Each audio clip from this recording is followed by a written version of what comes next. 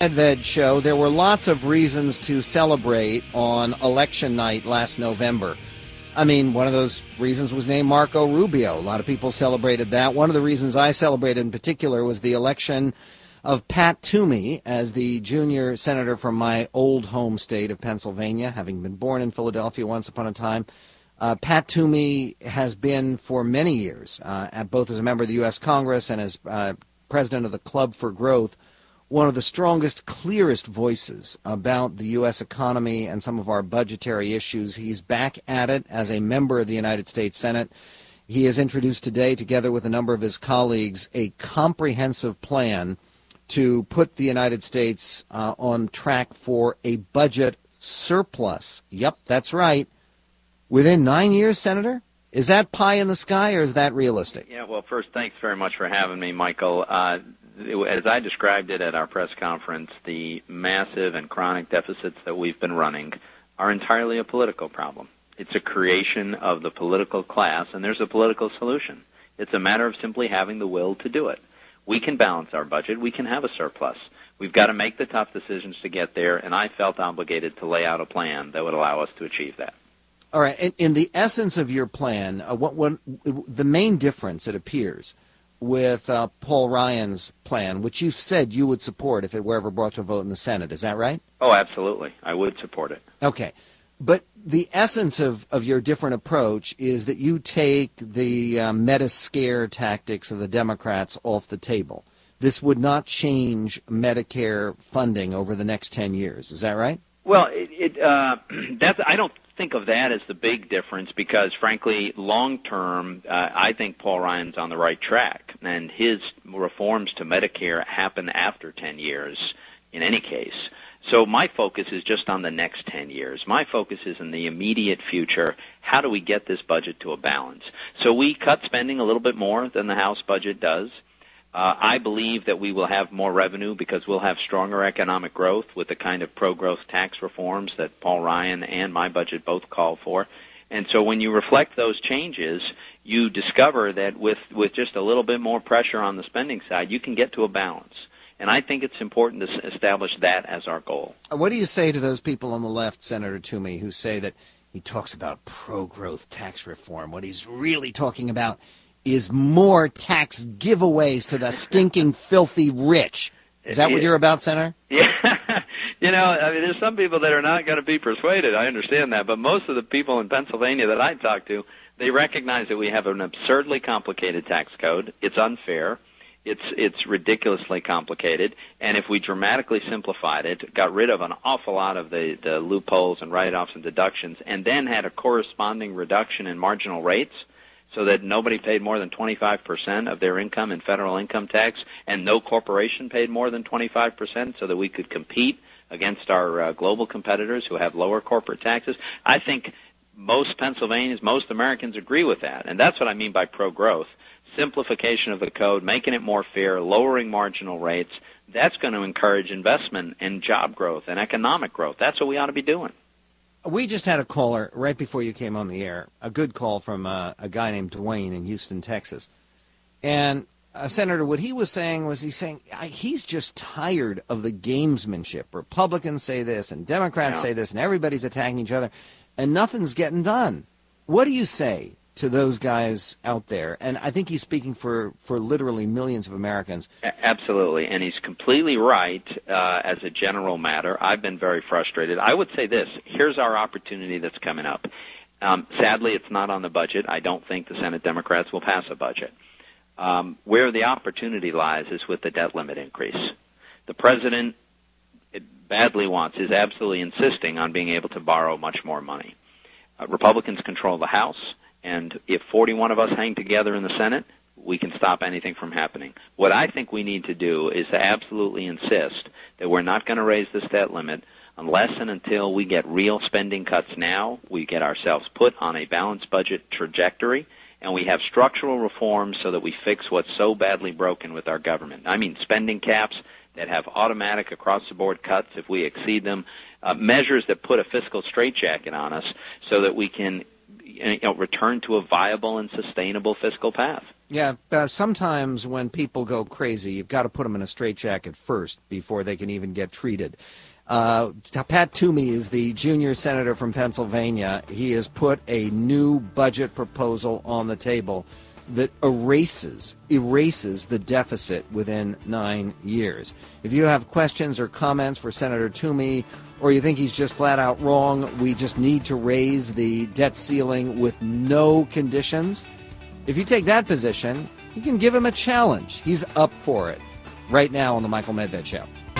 44 minutes after the hour on the Michael Medved Show. You've all heard about the Gang of Six in the U.S. Senate. And someday, it may be within this century, in fact, the Gang of Six will deliver their long and eagerly awaited plan for budget redemption. But don't hold your breath.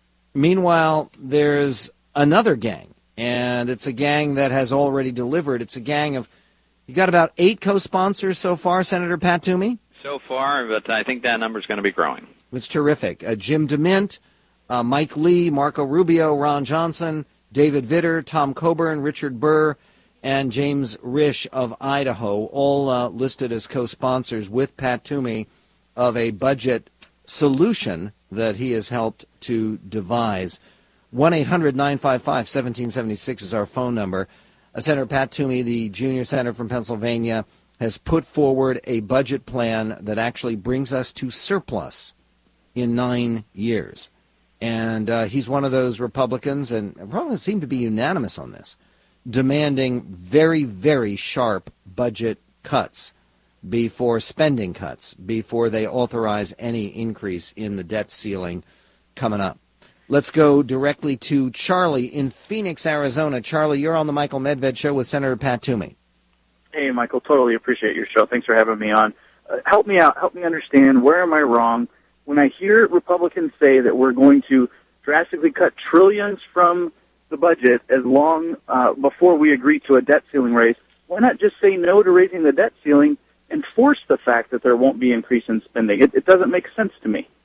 Pat Toomey? It's a legitimate question. I'll tell you why. The government spending is projected to be, well, let's put it this way. Ongoing tax revenue would be the source of government spending if we didn't raise the debt limit and couldn't borrow any more money, right?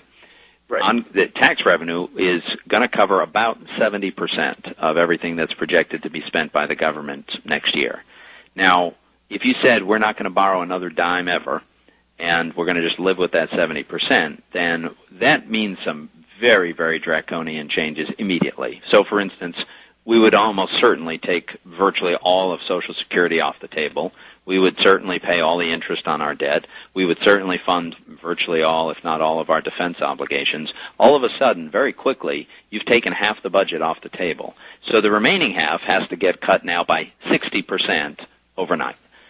That, I just don't think that's going to happen. I don't think that's realistic. It's not even optimal. I'm in favor of dramatic cuts, but not that scale overnight. And so I'm saying we could very carefully and to a limited degree raise the debt limit, but only if we have gotten ourselves on a sustainable path.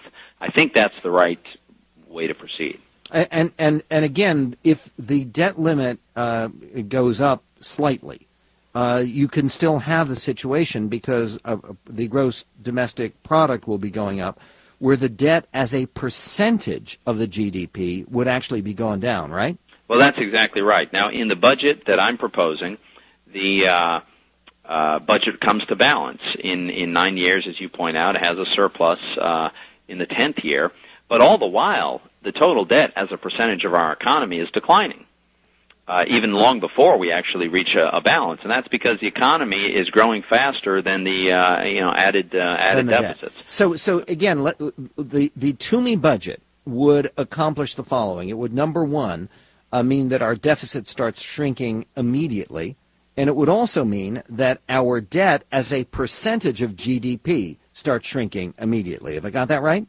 Almost immediately. It starts in 2013. Debt as a percentage of GDP starts shrinking, and then it comes down faster and faster, and until we get to the point where we're not borrowing any more money. We are living entirely within our means. We are funding the government exclusively with tax revenue, and at that point, the debt as a percentage of our economy is really a very manageable number. For people who want more information about it, we've posted your statement today on our website at michaelmedved.com, and also people can link directly to get the full details of the Toomey plan. Let's go to Tom in Cleveland, Ohio. You're on the Medved Show with Pat Toomey. Hey, Pat. Hey, Michael. Pat, what I'm wondering is, what are you planning on cutting in the budget? I will tell you, most categories of the government will end up having to be cut. Medicaid, for instance. I agree with the approach that the House Republicans have taken, that this is a program that would be better managed by the states. So my budget calls for block granting these funds to the states, but at lower levels, and holding the growth down to lower rates of growth than were projected. We have other categories of mandatory spending, various kinds of welfare spending, for instance. Hello? Yeah, hi. I'm sorry, I lost you for a second. I'm saying that there are other categories of mandatory spending, the kind of spending that's on autopilot. Someone just shows up and they get the money without having it authorized or appropriated by Congress. Across the board, we call for lower levels of spending there. The discretionary spending that we do every year, whether it's the Commerce Department or Energy or Transportation or Justice, the various departments of government, they would all have to be in for a cut. And even in defense, I will tell you that my budget says that by 2018, we need to stop budgeting for funds for Iraq and Afghanistan. By then, we either need to be home or we need to have a separate mechanism by which we offset those funding. So it's quite a broad range of areas that get cut, and I just think that's the approach we need to take. I think there are a lot of Americans who would emphatically agree with you. How about some programs?